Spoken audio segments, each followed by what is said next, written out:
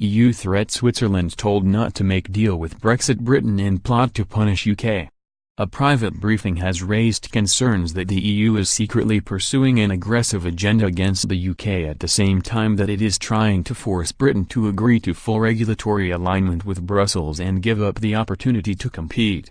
The Commission yesterday denied the allegations, with the spokeswoman describing them as invented. However, several senior MPs told the Daily Express that the warning was issued by senior Swiss sources. A government minister said, "Basically they are trying to squeeze Switzerland by the. We were informed in no uncertain terms that the EU is saying to Switzerland that it cannot have a bilateral agreement with Britain. It has to choose between Britain and the EU. As things stand, obviously, it will choose the EU." Another MP who received the same warning said, "Obviously it is deeply concerning and this has serious implications for financial services."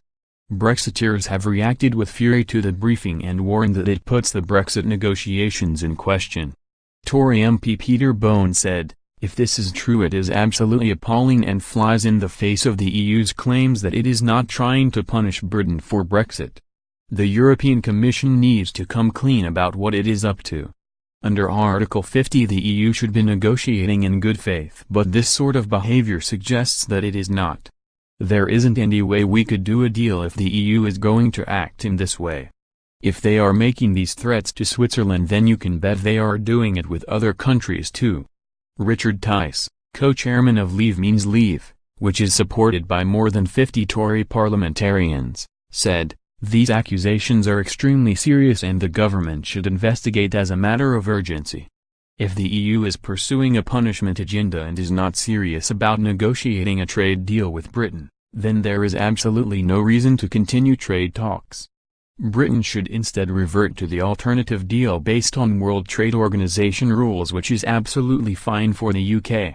This would mean no implementation period and no more British money going to fund the greedy EU." The warning came amid continued concern over Theresa May's agreement to regulatory alignment and a £39 billion divorce bill. Briefings given by chief negotiator Michel Barnier have sparked fears the EU is trying to stop Britain competing against it in the global marketplace. And there has been alarm over recent comments by Chancellor Philip Hammond that Britain will seek to continue with the European structure of tax and benefits after Brexit rather than become more competitive.